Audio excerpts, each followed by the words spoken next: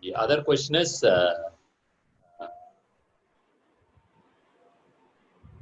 emotional one making reasonable and the rational one making emotional. Yeah, that's one thing. Why am I forgetting that one? Okay, leave it for others. There's one more key question. It's immediately followed after that. You had Sure. this two. Sure. Immediately followed after. Oh, I'm stuck in some other thought. No problem. Yeah, if you feel called to, you can take a photograph of your notes. It will save other people their labor, and we can then have it circulated to everyone else. Yes, I will do that.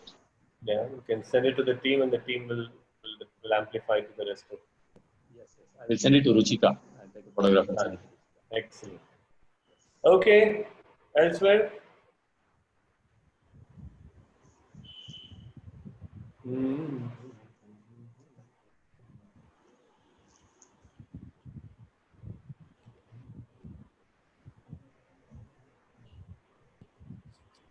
Hi, Yogesh.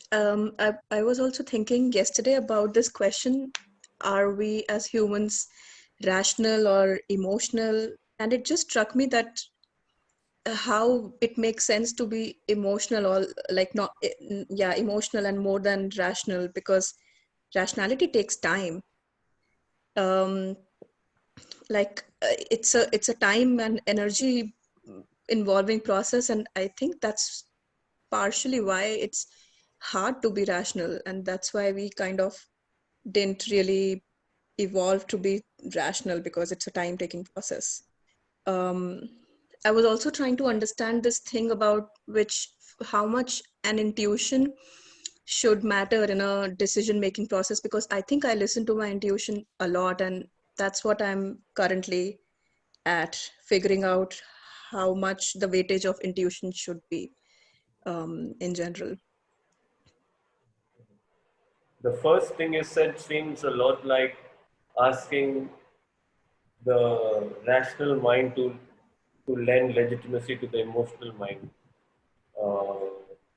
I'm not it's a yeah, it's a chicken and an egg situation. Should there be a hierarchy? What does that hierarchy look like? Yeah.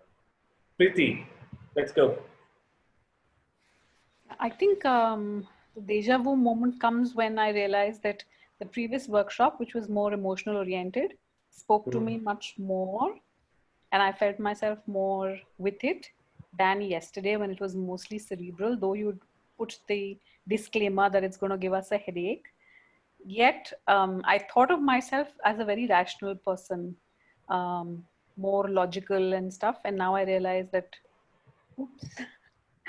So I think just to figure ourselves out as to what we think we are and what we really are, that's also a huge step to be able to then think of what to use while making those decisions. Yeah. Yeah, and the second question which followed that question, which is that a bug or is that a feature? So there is something about the other type where we either make ourselves feel or the world makes us feel that we are some kind of lesser beings or lesser mortals to be making decisions out of emotion, and really gently interrogate it and see where that model, where that collective consciousness really comes from and who is it really serving. Because the human condition is informed by 400,000 years of evolution, right? Who you are as you are in this moment, you are informed by 400,000 years of evolution, and that is true for every single person who's alive right now. And there's great wisdom there in the fact that we've evolved the way we have. Um, yeah, and it's a much deeper conversation. So, who benefits by making us feel inadequate about being emotional creatures that have capacity for logic? I think that's a very, very crucial question to ask. Who benefits? Who benefits there? Right? Remember, risk packaged as uncertainty packaged as risk is a $6 trillion industry. So who benefits by making us feel inadequate? Right? And it's a question that everyone will have their own answers, but I think it's a decent question to hold. Yeah. Okay. Elsewhere.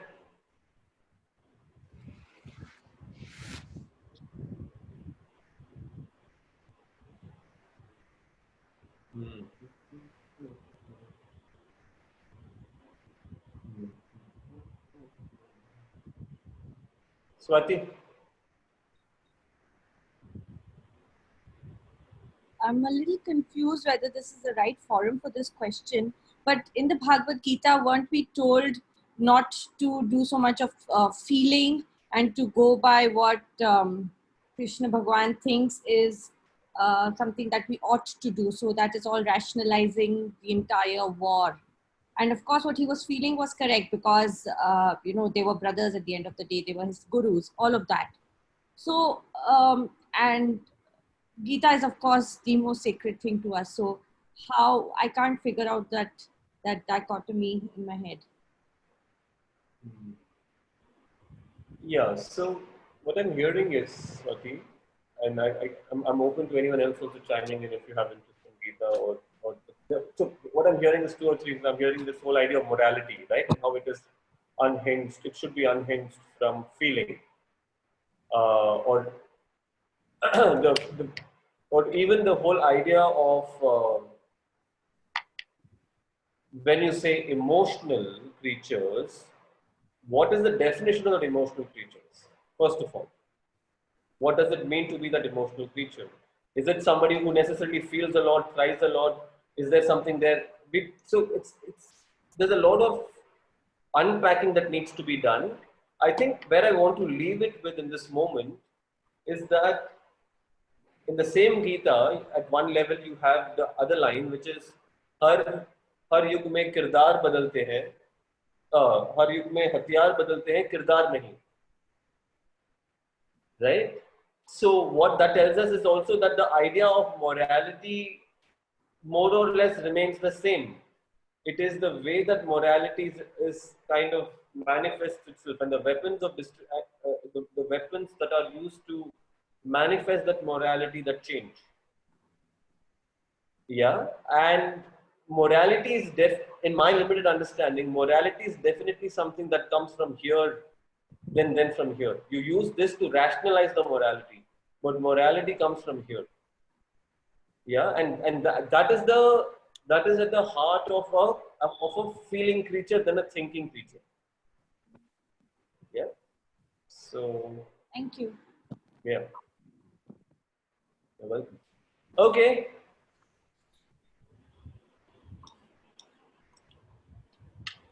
All right, great. So today we will move forward. We'll look at some more cognitive biases, some mental models. Did you receive an email yesterday? No. Which you promptly sent to the recycle bin? Geeta did. Is that two links? Two links? Yeah. Who did not receive? Raise your hand. This is Shilpa here. Geeta, Shilpa, and Daya. Okay. Ritika here. I haven't received the mail as well. Okay. This Kiran here. I did receive the mail. I only saw it now, to be frank. Okay, good. When you told me. So so two things. So one is do check in your junk or spam. There are two pieces around the conversation that we're having. That is supplemental reading. If you still don't find it, you can write to the team and they'll be happy to share it with you. Okay. So what we're planning to do today is deepen our understanding of mental models and cognitive biases, and then do an exercise as to how do you really account for this in life as you lead it. I mean, what does all of this understanding mean for us? Okay, because otherwise it's just there. It's there in orbit, and you have it. Okay, you know about it, but now what? So we'll do an exercise around deepening our understanding. Then we'll go into small groups to do a deeper exploration around specific questions, which will then come and share with the rest of us today. Does that sound okay? So let's move on. We'll open up a few more of the cognitive biases.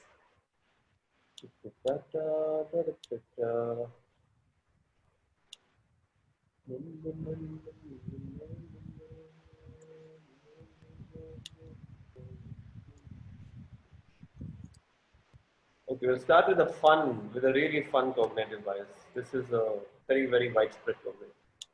How many of us know of the Barnum effect? B-A-R-N-U-M, Barnum effect. Anyone heard of the Barnum effect? Oh my God, it's so much fun. Okay.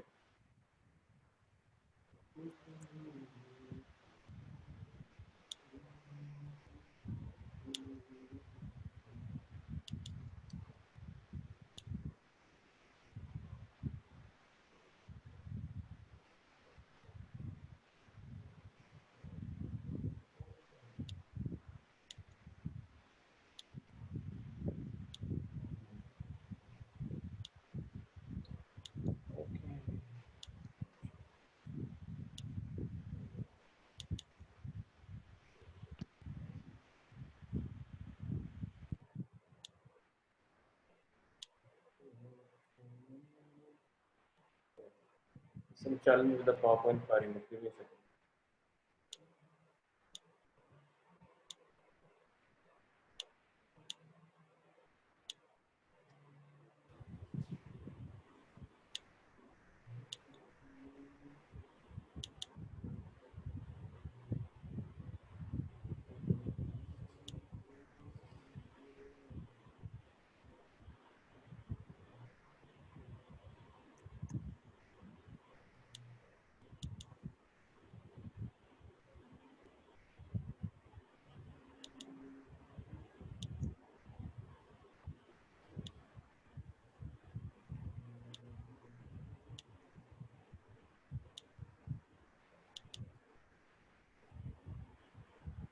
Okay.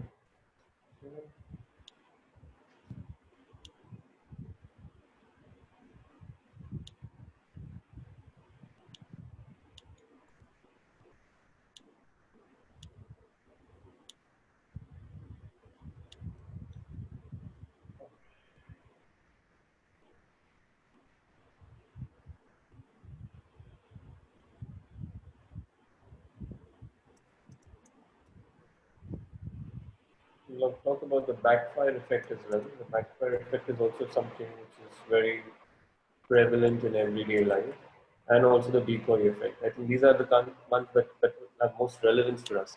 Okay, so the Barnum effect. Are you able to see it? Can you see it or not? Yeah, yeah. Okay, good. Yes, All right. yes. So the Barnum effect is the tendency of people to fall victim to the fallacy of personal validation. It happens when we assume that the generalizations that are used true of nearly everyone to be specifically true of us.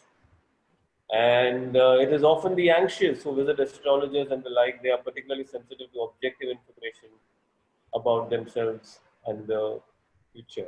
So, when people say that, you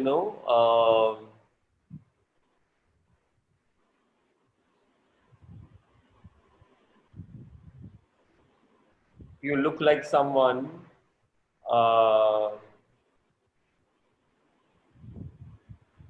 who really takes time to open up in large groups, okay? And you think they're talking about Me.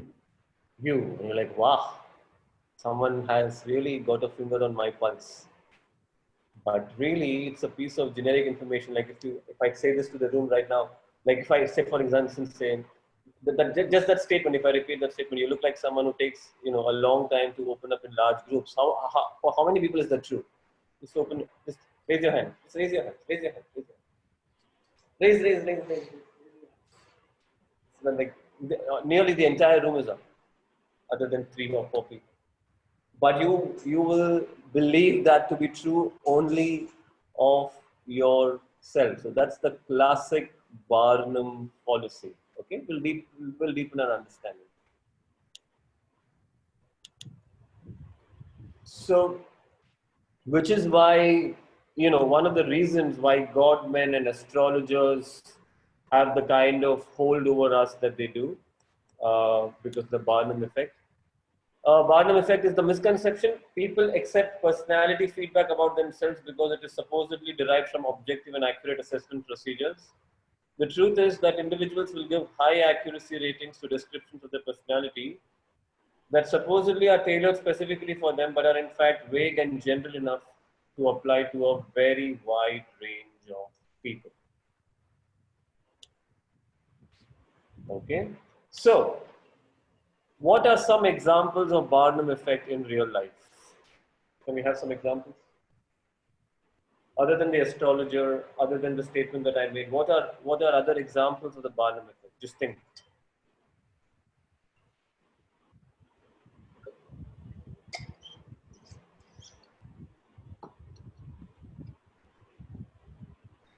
I don't know if I'm going to break a few people's heart here. Nearly all of romantic love is Barnum effect. Kriti, let's go. I was thinking of stereotypes, like most of the stuff that we have in our head. Like emotional people are more genuine. All of these stereotypes that we hear right from childhood, like you're talking about romance. I can't think. I'm sorry, I've gotten blank suddenly. Sure, no problem. I'll come back. Kiran, thank you. Some examples of advertising.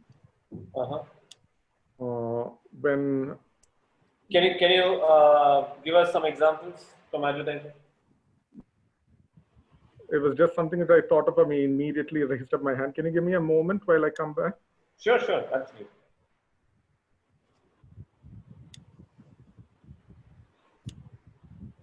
You work hard but don't seem to get the full benefit of it. That's a classic Barnum effect statement. Like everybody will fall for it. Okay, which else? Anyone else? Think. It's like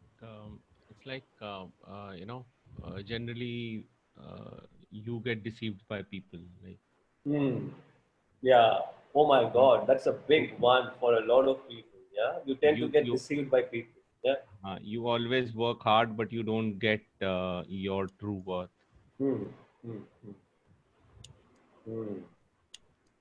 Okay. Like people always misunderstand you.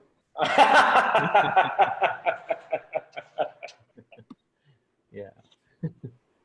Oh man. So what does it tell us about us? Okay. Internalized sense of subtle victimhood. An internalized sense of subtle victimhood may well be the most prevalent human mental condition in the world. Right? We take great pride in being wrong. There's a word in English for it. Some of you might be associated, maybe acquainted with it. It's called masochism. Masochism. Yeah.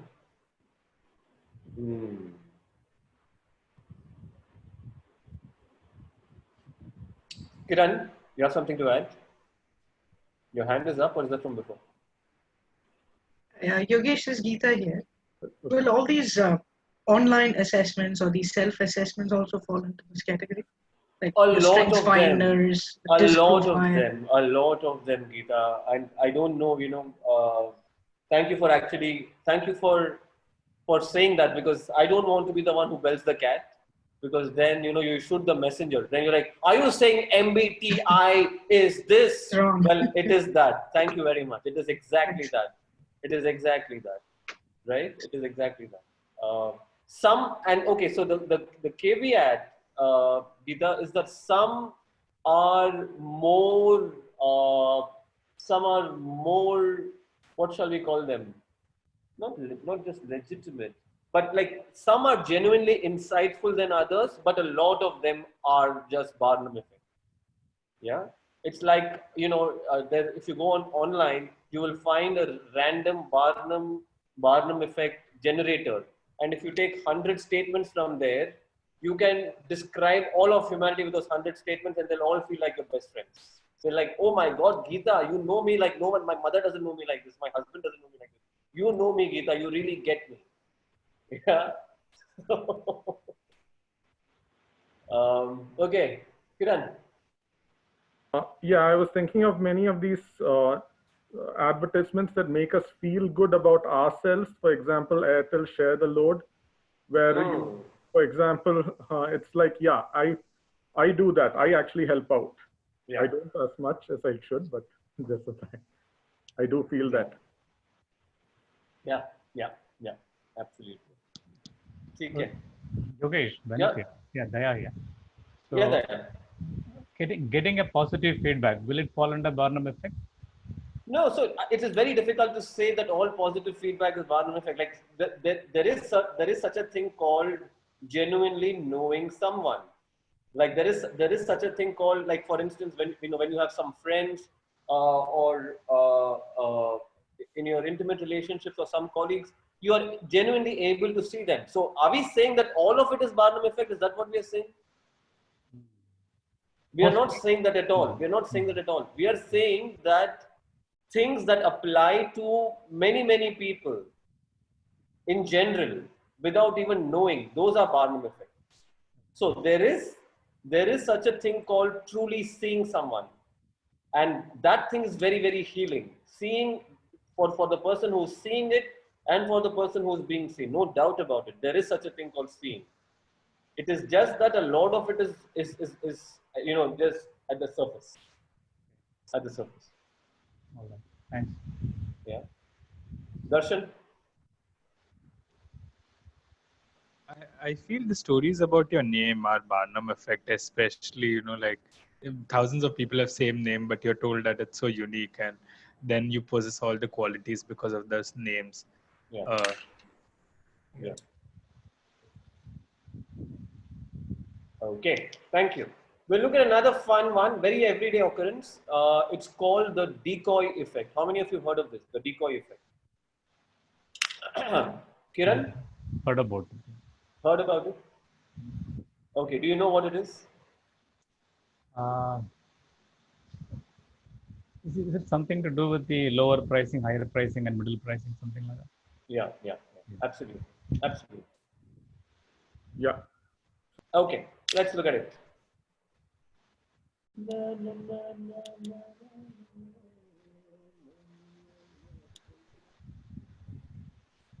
Okay. Decoy effect is when preferences for either option A or B changes in favor of option B when option C is presented, which is similar to option B but in no way better. Choices often occur relative to what is on offer rather than based on absolute preferences. Of course, today the decoy effect is being exploited to the hilt in retail, in hospitality, and we'll talk about a few examples, few everyday examples, where we don't consider what we want, but we consider what is a better deal. Are you with me? We stop looking at what we want, but we have this thing that I want the best. What? Deal. Value. So the value, what is value for money? But clearly, it is no value for money. You're being had, is what is happening, right? Yeah, the pizza one is a big example. The easiest way to understand this is Coke at the cinema hall. The Coke at the cinema hall, 300 ml is $50. 500 ml is $80, but 800 ml is only $100. Okay, the 300 one itself will take you to the grave. There's no doubt about it, and will take you to the grave very quickly. But there you are, you're like, oh my God, 300 ka 50 le raha hai, 800 ka 100 le raha hai. And then, as if that is, and if someone calls your bluff on that, then you actually give them a lot of grief. You idiot, why did you get the 50 rupee one?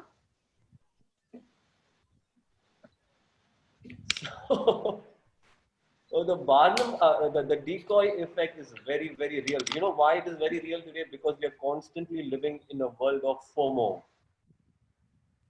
What is FOMO? Fear of missing out. Yeah, and we kind of forget, we lose sight of what we want very, very quickly. We lose sight of what we want very quickly, and we are just in search of quote unquote the deal. So let's deepen our understanding. What are some examples? What are some other examples of the decoy effect in everyday life? Technology में बहुत use होता है.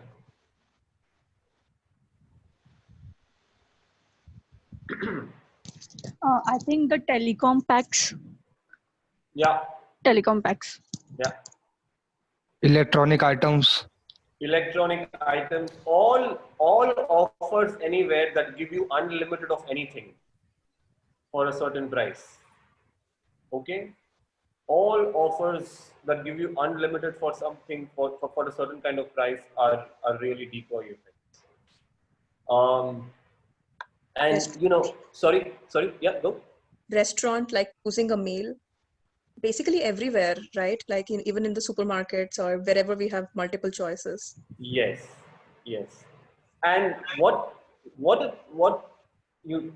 is useful to understand in the context of the decoy effect is that today there is a certain kind of customer who feels satisfaction only when he spends a certain kind of money.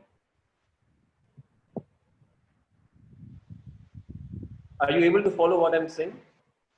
वो घर से निकलता है, when he leaves home on Sunday, he is already feeling, oh my God, I'm doing all this Monday to Friday. इसका क्या मतलब? इसका क्या मतलब? And then he's like, if I don't spend 1,000, I have to spend 1,000 rupees today to feel good about myself. And then he goes into the restaurant, and then he is the dream customer for the decoy effect because he's the guy who will buy $9.99 unlimited. Have you noticed this? So yeah, so that's Kiran. You have your hand up. I just want to ask: as I understood it, maybe I am wrong, but as I understood it, isn't there also a question of bringing in sort of like an irrelevant alternative? In the Yes, that too. So, for example, one is the classic example of The Economist. That's what I've read about. About The Economist providing the digital as well as digital platforms. So that's one. But even in relationships, I can actually bring, for example, I might be a middling looking person. So I'll bring in somebody who looks a little worse, and therefore I would by default look better. Is that correct? My understanding? Yeah, I don't know which aunties in the room you're giving your ideas to, but that. No, I'm happily married. Of course, 100%, 100%. But 100%. I think even politics nowadays is the same thing, no? So when we can't get development, give a war. So certainly that is what we wanted, of course. Yeah. So let's institutionalize this. The first principle on this is the quickest and the fastest way to legitimize third-rate behavior is have someone practice fourth-rate behavior. The quickest way to legitimize Narendra Modi is to bring a Yogi Adityanath into the frame. And suddenly Narendra Modi doesn't look like Narendra Modi. Are you with me? Yeah. And yeah, absolutely.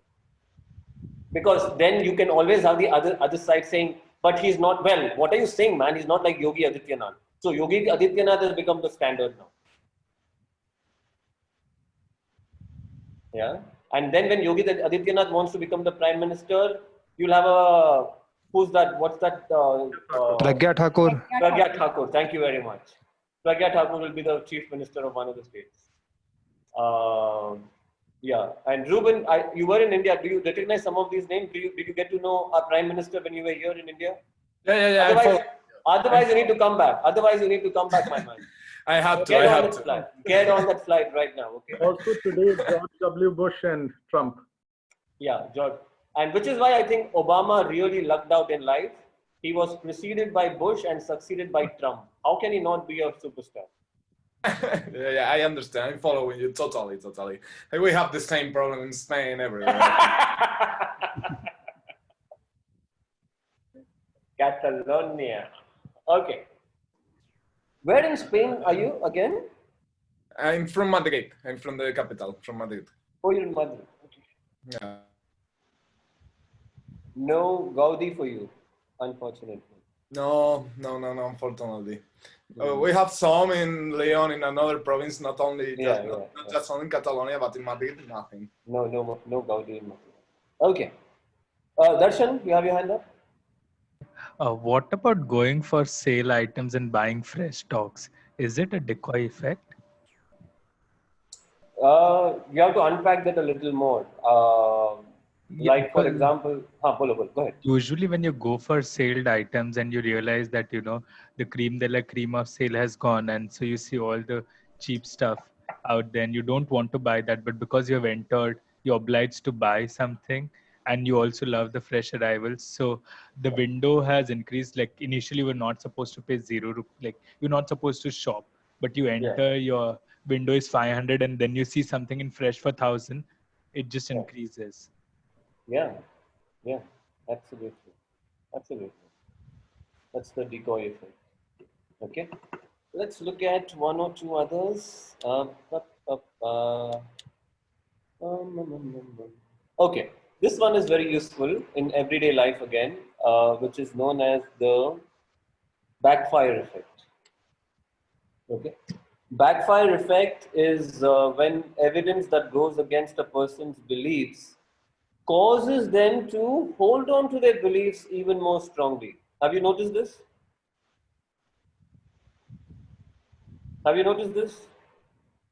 Yes or no? Once you brought it up, I'm thinking about it. But yeah, I didn't. Well, every time you wondered why is more facts not the answer, right? Every time have you wondered sometimes that you go with all this information to your, to your uncle who's been getting his university degree on WhatsApp or on Google, and you think all this information will make them think better or will make them think differently, but you end that conversation at a place that was worse off than when you started it, right? That's the backfire effect, right? So providing more evidence works against the person or cause in question. And that also explains why political leanings, values, and beliefs are notoriously difficult to change. Okay? The misconception is when your beliefs are challenged with facts, you alter your opinions and incorporate the new information into your thinking. The truth is that when our deepest convictions are challenged by contradictory evidence, we dig our feet even deeper.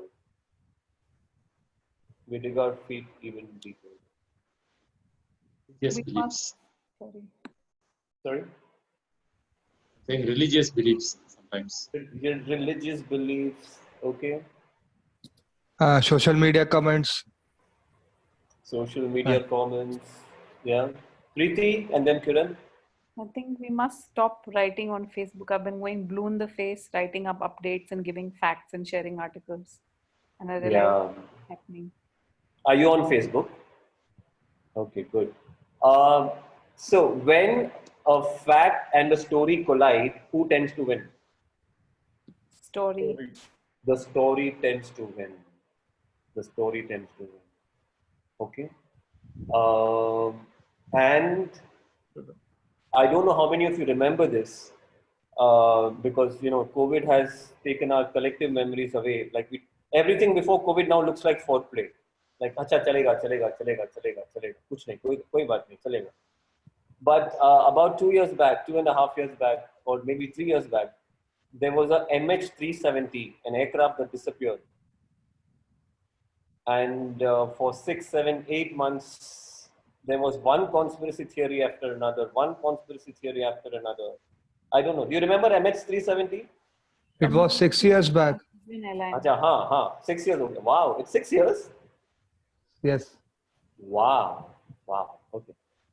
Yeah, so the MH370, and there was this one theory, which is that one of the, apparently somebody carried up, and it seemed so intelligent and so on point that somebody extracted that aircraft mid-air by flying right over it and pulling it up, like, you know, and that's how the signals got misled and this and that and everything.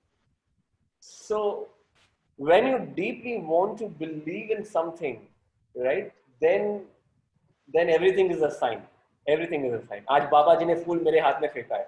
You know, like, कुछ तो है. You should start looking for signs everywhere. So, Kiran, let's go. Actually, this is more of a doubt. Yeah. Is this similar or the same as confirmation bias, or is it sort of like a corollary? Yeah, the confirmation bias is when, so two things, right? So the confirmation bias is from the same family. It is the flip side of the backside effect. So the confirmation bias is when you already believe in something, and then you will cherry pick information to support that belief. And here, where that belief is challenged, you will reject everything else. So the confirmation bias is the flip side of the backfire effect. Got it? Okay. So the backfire effect is seen in action where? In everyday lives, where do you see backfire effect action in most? I think parenting with children. Example, more specifically. The parent tells you not to do something, you're more than willing to do it. Exact opposite of what you're told. So that depends on whether it's coming from rebelliousness or whether it's coming from backfire effect. They can be different. They can be different. Sometimes it can come from backfire effect, but yeah. What are everyday examples of the backfire effect?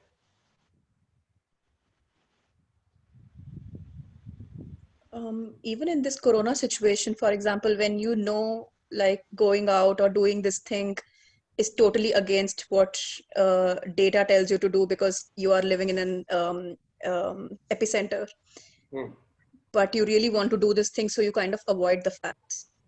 Does this count? Yeah, that's denial. That's denial. So backfire effect has a very specific use case. You know, backfire effect is when you go all enthusiastic that you have uncovered the truth,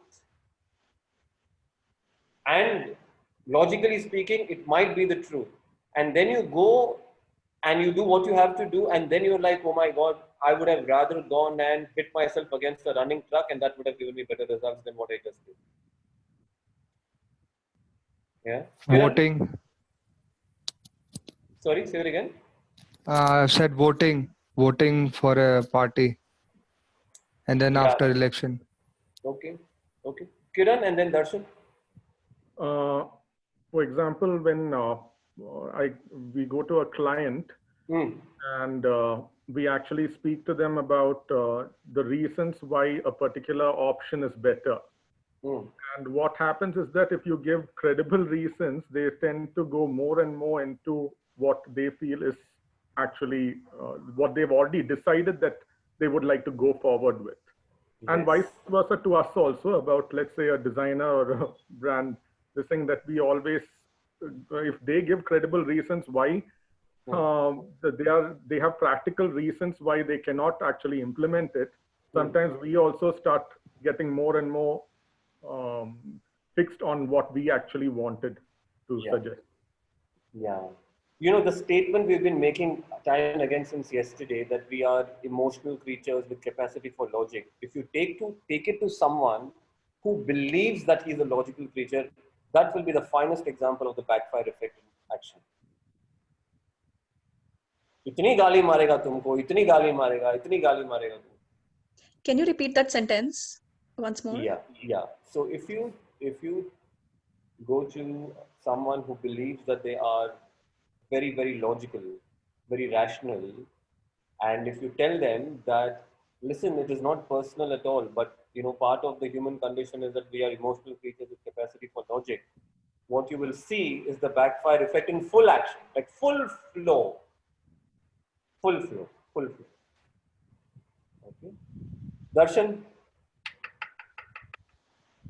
There are two very different examples. One is maybe religion, like living your life on 10 commandments or something like that. And the more people try to negate it, the more, you just like to be that cult follower that, what I'm believing is the only right thing. And Yeah. second is regarding politics, especially in the times of revolt, there are usually two parties. And you would like the more opposition, you would feel that you're on moral high ground and you're on the right path, especially versus CA and anti-CA protests which were there. The pro-CA had to actually do a protest to prove a point, and that was an irony. So yeah.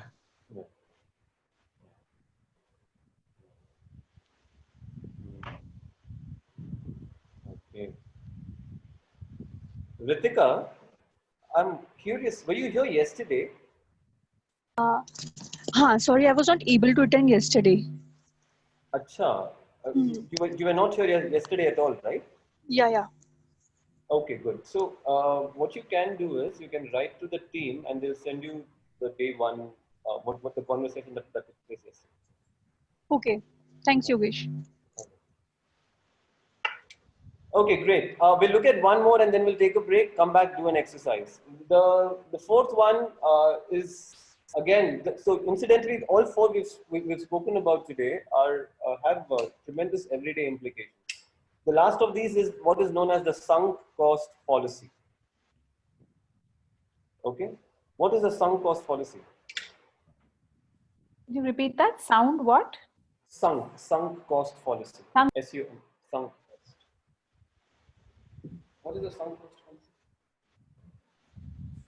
Is it same as zero sum game? That's scarcity mindset. No. Rashi, let's go. Basically, like if you've spent enough time in something and then you think it's worth pursuing because that time has gone into it. So it's like investment, like relationships where also you spend few years and then you're like, oh, but I've already spent so much, so I should keep doing this. Yeah. It also works same for the money as well. If you're paid for something, you are like, okay, I've paid for this, so I'm going to use it, or I will just keep a hold of that thing. Yes. And the greatest thing about sunk cost is that it does not land like a sunk cost. Okay? Meaning to say, if you buy Infosys at 100 rupees and it goes down to 75 rupees, you will still hold on to it, but you will not become a zealot. But the moment it goes down to 50 rupees, then you will become a zealot and you will say, Abhi to ye 200 rupees aayega hai. Ab to aayega ye 200 rupees. It will come to 200. I know. Have you seen that kind of behavior? And that is the sunk cost fallacy, right? So basically, the sunk cost fallacy is about before you rush in to save something, whether it is a career, whether it is a relationship, whether it is money, whatever it is, before you rush in to save something, the question you want to ask is what? Is it worth it? Thank you very much. Is it worth saving? There is something about the human condition, Anytime you hear something is going to go away, you automatically drop everything and run after it. Have you noticed? Yeah, mom might be selling off all the newspapers from the last 6 years and she's like, oh, I'm selling everything off. Drop everything, run. Why are you selling these newspapers?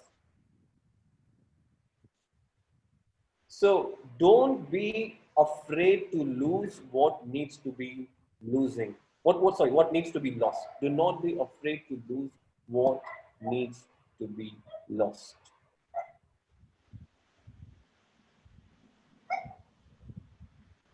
Right? Let's see some examples of sunk cost fallacy in everyday life. Darshan, let's go. Gym membership, like you don't enjoy it, but then you तू keep साला on. बार-बार gym में आके अटक जाती है तेरी सुई. कुछ तो है तेरे वहाँ. Actually, this one was actually raised from the last time. So when you caught me taking notes, I just. So your pain body got activated. And now you can't even go to just do sauna or something. So it's worse, right? Because of Corona. Right. Okay, Sankos, Prajwala, let's go. Yeah, so when you cook excessive food, like you cook excessive food and then you end up eating it all because you've already cooked and it's going to get waste. So a lot of housewives and moms basically eat into. Like, Did anyone else catch that? I had. you can't hear me or you didn't get. Yeah, can you turn your camera off for a second and say that?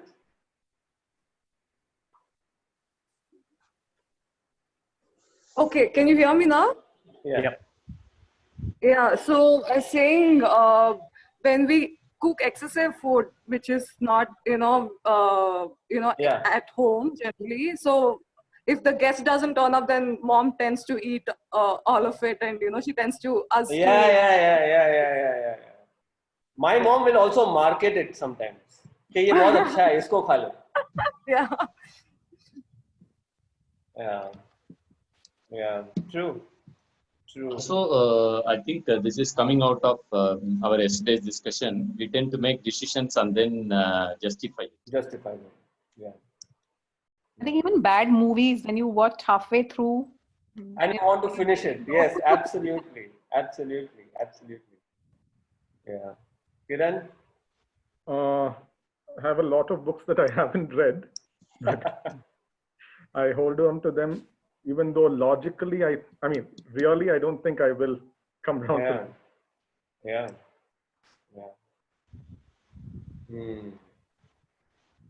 Okay. So, we've discussed a bunch of things. Now we are going to try and see how do we diagnose it, how do we counter it, and how do we design for this, right? Knowing that this is what it is, so how do you design products, services, conversations for it? So more on that on the other side. I'll see you in 13 minutes time. I'll see you at 10 minutes past 5. Okay. I hope you're having fun. See you on the other side. Bye.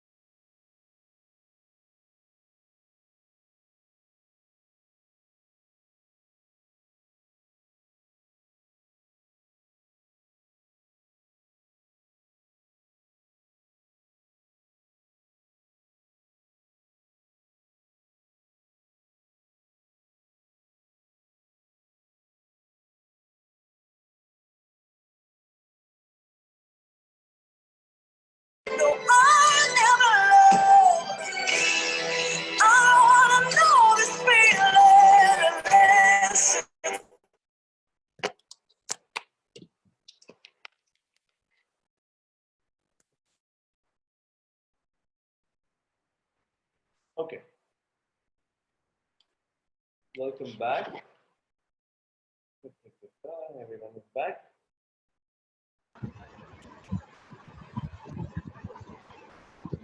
I feel like I'm on a railway station. Thank you. And now whoever it was is again showing it. Let's come one more time. Okay.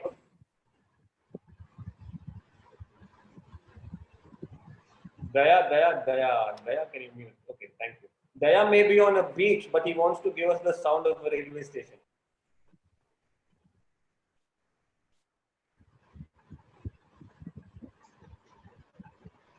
Okay. All right. So here's what we're going to do. We're going to split into, how many of us are here? 18. Okay, brilliant. 3 small groups of 6 people each, and we'll select any one of the 4 ideas we've discussed in the last hour, and we are asking 3 questions of those ideas. The first question is, how do I diagnose this in myself? So how do I diagnose sunk fallacy in me? How do I diagnose it in someone else? Okay, that's one. Second, how do I counter it? So if I have seen that there is the backfire effect in someone in that conversation, and I know more facts is not the answer, right? Are you with me? So then what is the answer? How should I then move ahead and prepare for the situation? And the third is, given that people have sunk cost fallacies, people have decoy effects, etc., etc., how should I design how can conversations be designed? How can products be designed? How can services be designed to account for those biases that are present so widely across? Okay. Do you know what needs to be done?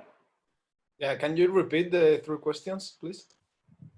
Yeah, the first one, Ruben, is how do I diagnose it in myself and the others? That's the first question. Second is how. So I see it happening somewhere. What can I do to neutralize it? And the third is, how do I design for it? So the difference between the second question and the third question is what? What is the difference between the second and the third question? Counter is a one-time thing, whereas designing is a systemic thing. Preventive and post, like the counter it is after it's been done. Yes. And account for it is absolutely. Think of it before you do it. Absolutely. So it's more systemic. Okay. Great. So we'll depend. I had just had one doubt. That's why. Somewhere between 20 to 25. Yeah. Just wanted to ask, you had mentioned we have to take any one of these biases, is that correct? Or yeah, so we'll decide. So room 1 will take which one?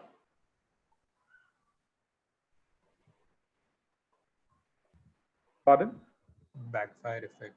Okay, room 1 is backfire effect. Room 2, we don't know who's going to go where. We are just, which is the truly democratic way of dividing stuff, right? No one knows where they're going to go. This is the great power of technology. So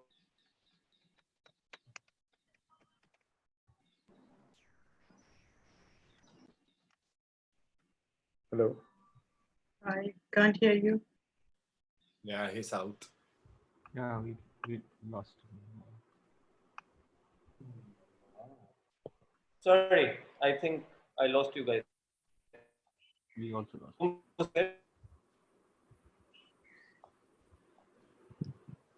Room 2, decoy effect. Decoy effect, and room 3? Survivorship bias. Survivorship bias. Okay, excellent.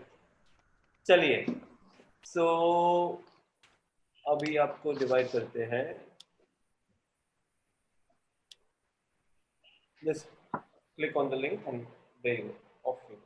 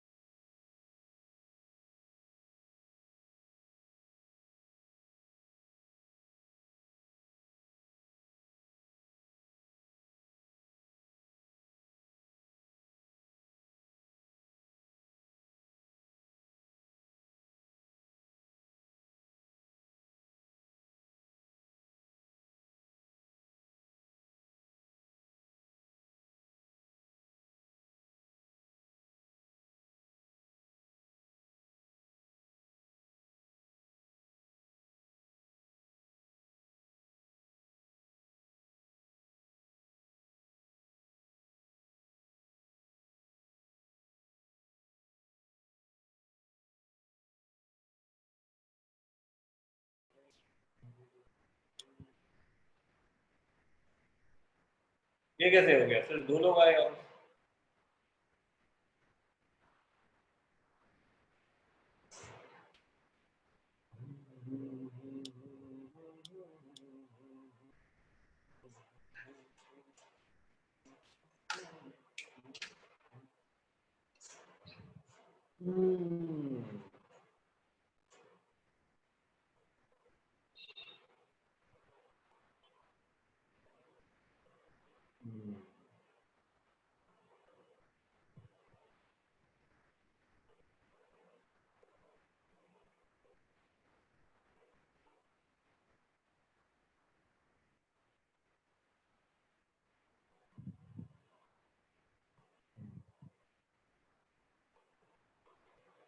Okay, how was it? It was great. It was great. You did not want to come back. Good experience, and as in any breakout room, there's not enough time. Any breakout room experience. We have so much to discuss. So much to discuss.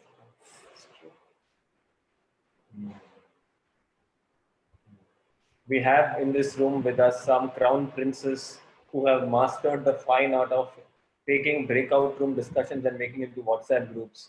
There is Darshan Savalia, who's quite adept at it, and I'm sure there are other people. In every room, we have such people. Yeah. Ask Darshan how many WhatsApp groups has he created and been a part of in the last 10 weeks. Just ask him that question. So out of 4 lectures, I've created 2, and because one I didn't attend completely, so otherwise I would have created at least 3. So yeah. And how many people are there on the? There was Each 20-25, and then like in the last group we have like everyday conversations going and asking each other how they feel and stuff like that. Preeti is also part of it. She can share more about it. Of course, Preeti is a part of it.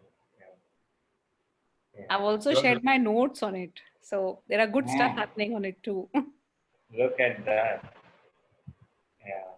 And I mean, so it's amazing, right? I mean, but once these things start happening, then you start looking for patterns. And the patterns we are noticing is that the WhatsApp groups सबके बनते हैं of the 8 or 9 different workshops, but ये जो the one which these two are part of, the Living Without Fear वाला group, ये love birds वहां से निकलते हैं, ये बड़े व्हाट्सएप ग्रुप वहां पे बनते हैं, लंबे चौड़े कॉन्वर्सेशंस वहां होते हैं. So yeah, more emotional ones, no? Yeah, well, emotional ones, and also I think that space is designed for love a little bit. In hindsight, I can see it. When we designed it, I think it was not very apparent, but now it is.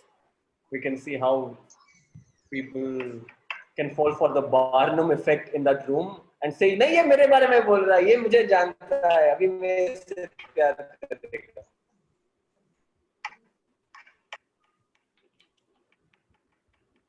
Okay, excellent. Let's go. Let's have room number 1. Who's room number 1? Raise your hand. Yeah, raise your hand on Zoom. Raise your hand on Zoom so that.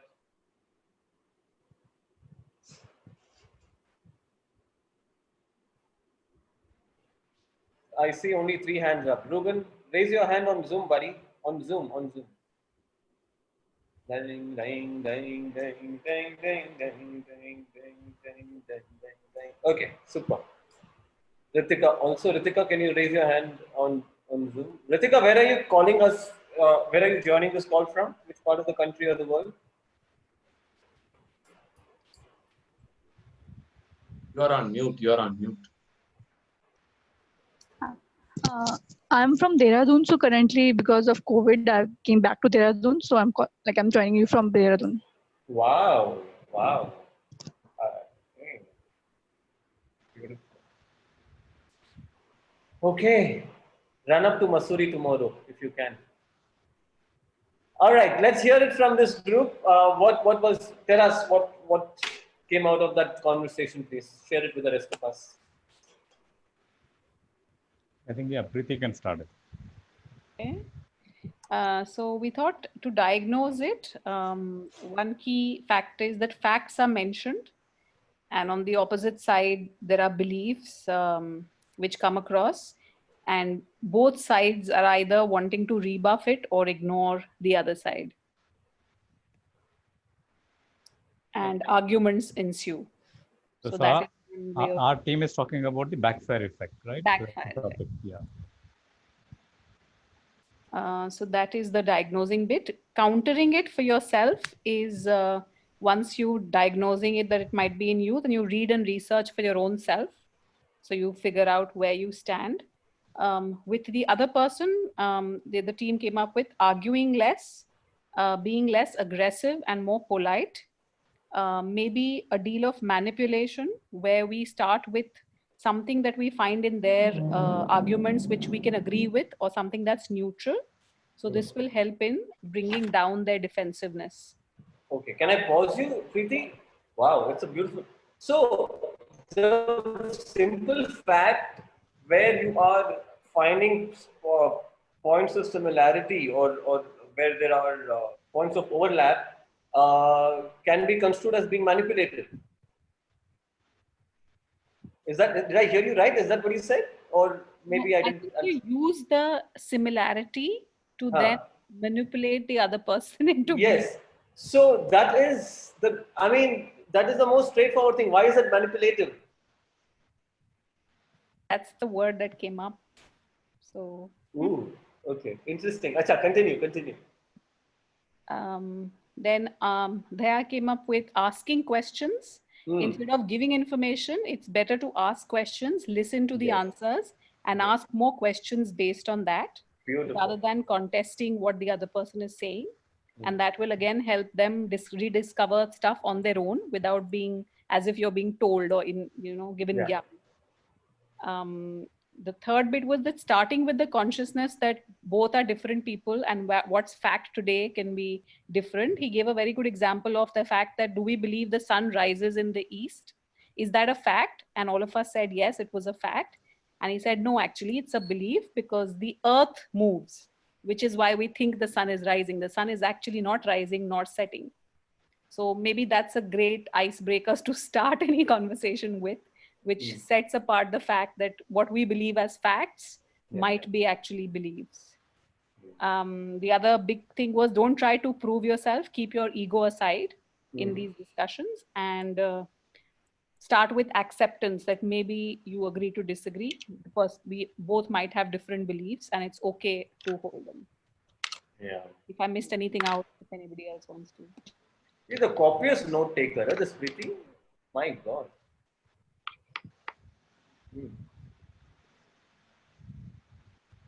Yeah. Anyone else from the team? I think she has captured the essence very nicely. I think Ruben, anything else you want to add? You want to add something?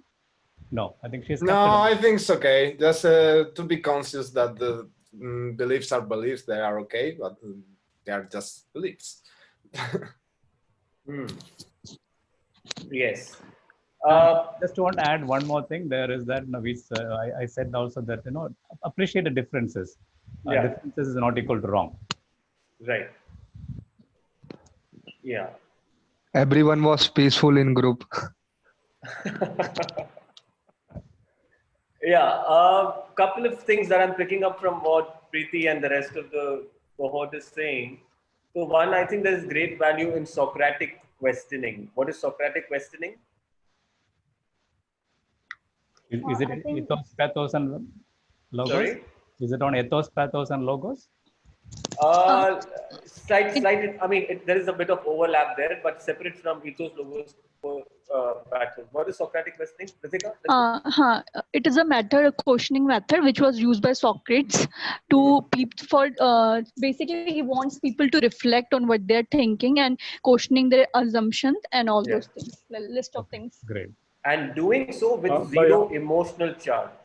There is zero emotional charge to it, right? Sort of very, very matter of factly,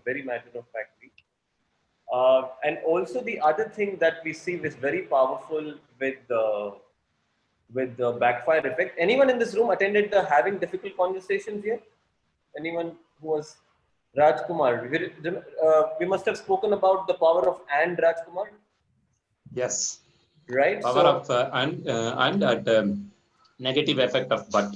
The but, right? And really forming composite narratives instead of fragmented narratives. So maybe we'll speak about that a little bit tomorrow. But very well done, team. I think for the time that you had, I think you came up with a lot of insightful things. So thank you very much. Let's give them a round of applause. Okay, let's go to the next team, please. Room number 2.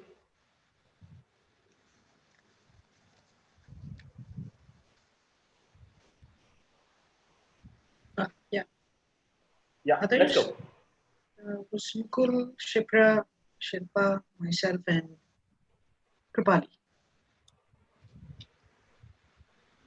Okay, we as usual, we didn't kind of finish the entire activity, or maybe we didn't note down the points. But whatever I've captured, I can share. Sure, please. So ours was the decoy effect. And how do we diagnose it in self?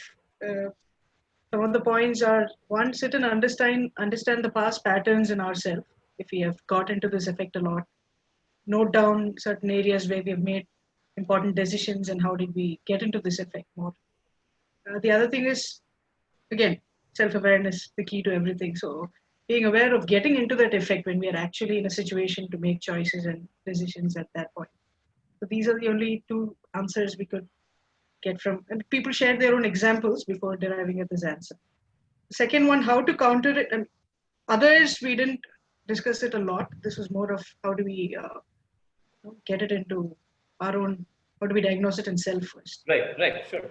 How to counter it is question, when we are in a situation where we are into a decoy effect, where ask the question if I really need that first.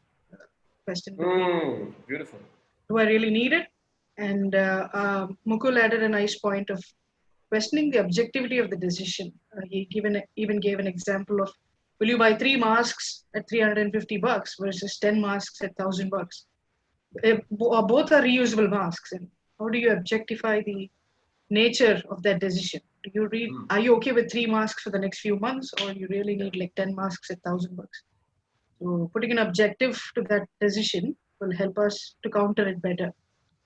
And go with complete awareness, like yes, that I'm getting into the accepting the fact that I'm actually getting into the decoy effect is also important.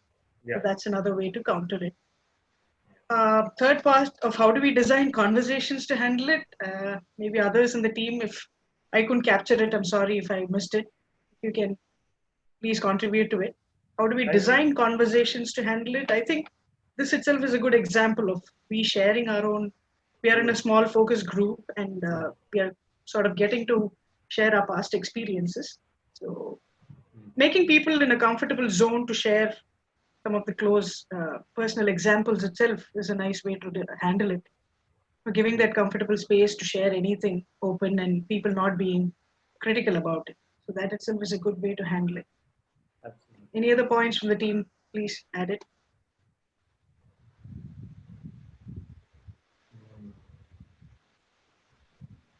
Captured it well, so yeah. Yeah, my only thing was that my only thing was that how do I diagnose it in self? I mean, what about the others? So who are others? So that was one thing which I think that was not clear to me. So Yogesh, even I wanted some clarity. When we mean others, is it going to be people whom we are going to day-to-day deal with, or it can be? So, for instance, if by others we mean if there's someone with you in a room and you can see that they're falling for the decoy effect, how do you diagnose them? That's the meaning of others. Yeah, and so an interesting way. The example that you took is acute and relevant. The thing about masks, right? And you would notice that for middle classes and definitely the upper middle classes and those of us who are can be called wealthy money wise, there is a very persistent outside of the conversation that we've had, another sort of mental model that maybe we'll speak about tomorrow, The mental model is what can be called as the just-in-case mental model. Do you know this? Do you know what is the meaning of the just-in-case mental model?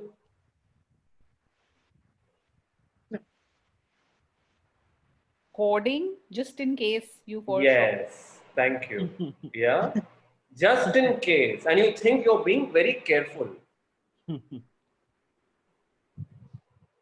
Okay, and you constantly and it's a very deep mental model, because you think you're doing right by someone else. You think your kid is better off because of this just in case. You think your aged parent is better off because of this just in case. But really, you're trying to assuage your own fear complex, and there is no inoculation against fear. Right? So the just in case philosophy comes into play there. Okay, anyone else from the team wants to chime in? Okay, thank you. Let's give them a round of applause. Well done.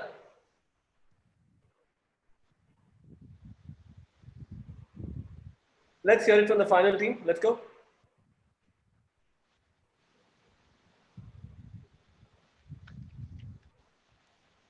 Darshan, would you want to go? Darshan is the one who asked most questions. Who asked the most questions? Darshan. No, but anyone can go. We actually discussed a lot, and the things which we have come up with are are in identifying the survivorship. First, let me explain what survivorship bias is, because that was something which we were stuck. So using past data of success to make your future decisions, and only seeing the success and not the failure. And the examples which we discussed were mutual funds, how you fall prey to it, because that was discussed. How do you identify it? Maybe by by trying to look at the other side of the story. You always talk about success but not talk about failure, so maybe try talking about it. How do you feel about it while you're making that decision? Sometimes you're just making a decision because everyone around you is making, and maybe you're not comfortable with it. And in order to diagnose it and maybe change your habit pattern, if it's an transformational activity which you're trying to take, maybe it's getting married to someone or pursuing a particular career, then maybe you should just rely on passion and not a lot on data, because that is what you passionately feel about. But if you're trying to take a transformational decision about investing into something based on data or other people's opinion, then we would suggest that you should take incremental steps over transformational steps.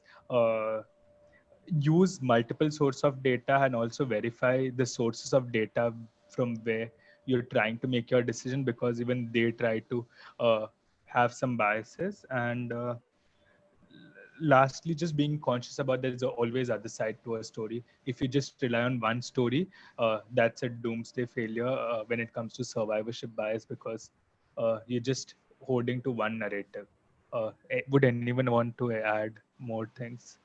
I think we also discussed about what is the information source that is where the information is coming from, considering the source as well as the context around it. The second was that of looking at multiple alternatives beyond simply saying, should we do it or not?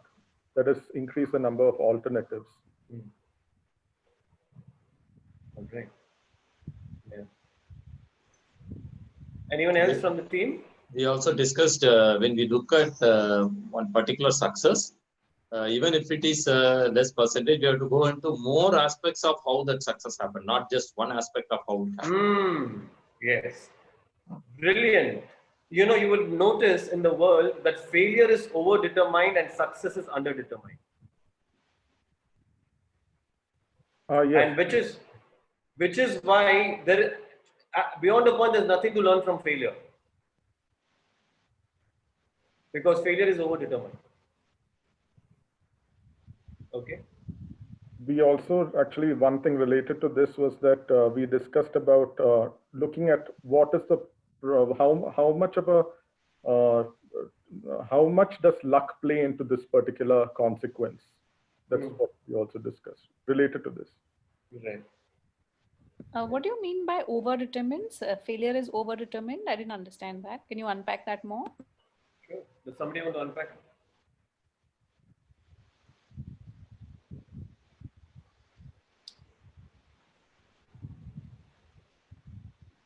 What I think is giving more reasons and multiple data on why that person failed.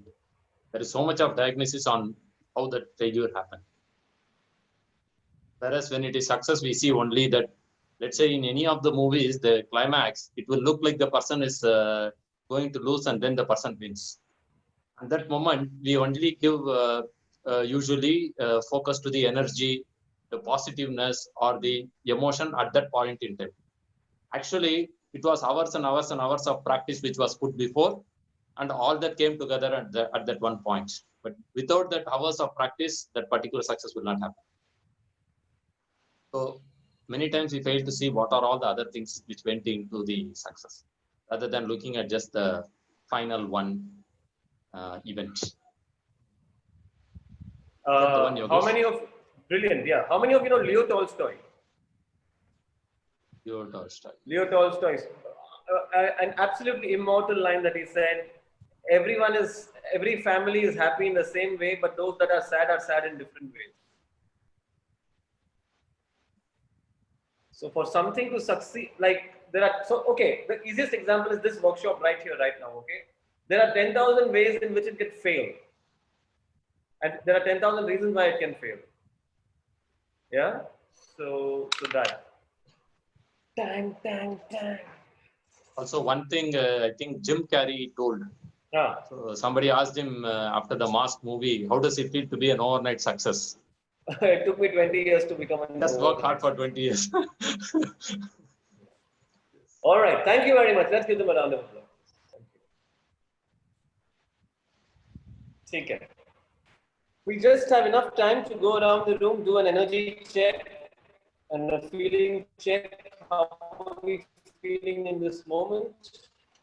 And then we'll wind up.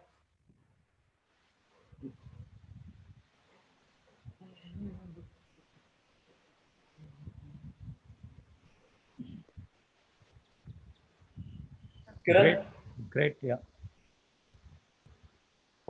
Yeah, actually, I just had a doubt, Yogesh, if you don't mind. That is, you had mentioned, for example, going into Socratic questioning and the and, not but. For something like survivorship bias, do you think there are other methods to actually diagnose or to overcome them? Sorry, I lost you guys for maybe 20 seconds. Can you repeat, Kiran, what you said? Yeah, you had mentioned about Socratic questioning and the and, not but. Do you think that in something like survivorship bias, there are other things that might also, some other tools or frameworks that would help in either diagnosing or in countering or in systemizing, that is designing for it? Sure. So maybe let's park this for tomorrow evening when we start, and we'll talk about it. Right. Okay. Yeah.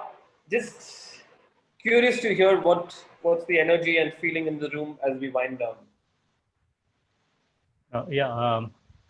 So Yogesh, I think it's a great experience today.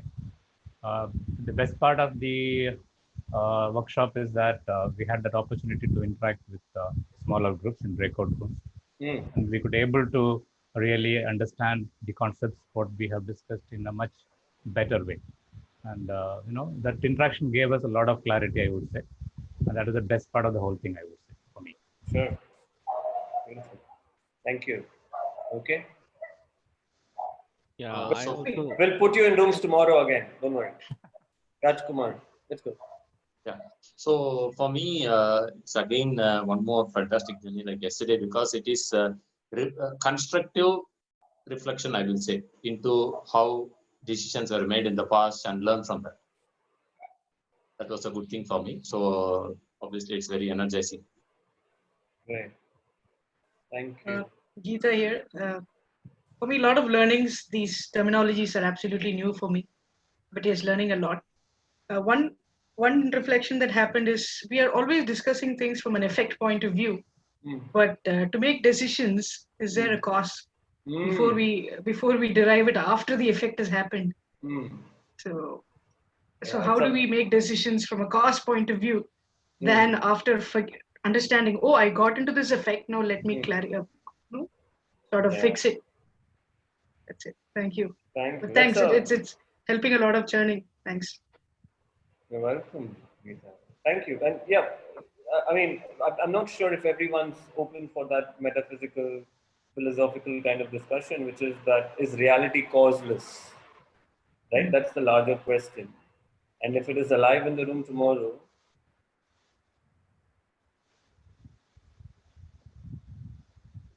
sorry, you're not able to hear you. An ironic moment. Yogesh said if we are alive tomorrow, and then he spoke. Got disconnected, I think. okay. Unreal. Yeah, reality is causeless. Reality is causeless, and if it is still alive, if that note is still alive, we'll take it tomorrow. Is what I was saying. Thanks. Yeah. Okay, Kiran, and then Preeti, and we'll close after that. Let's go, Kiran. Yeah, actually, this was a solid class, so to speak, in the sense of it kept on making me think, because I have to force myself to think within. Let me put it that way. And especially when you're speaking about tools, etc. And let me try to overdetermine success today. Yesterday, I had an epiphany. Today, I was happy in a general consistent sense. Thank you. I think for me, it's the more I know, the more I realize I don't know. So in the break, I was searching out more cognitive biases and like, oh my God, I didn't know about so much. So it's very fascinating to learn more and more and know that you don't know. So, yeah. Okay, thank you. All right, thank you for playing. See you tomorrow. Thank you. Bye. Thank you. Bye.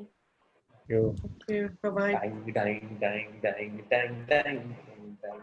Thank you.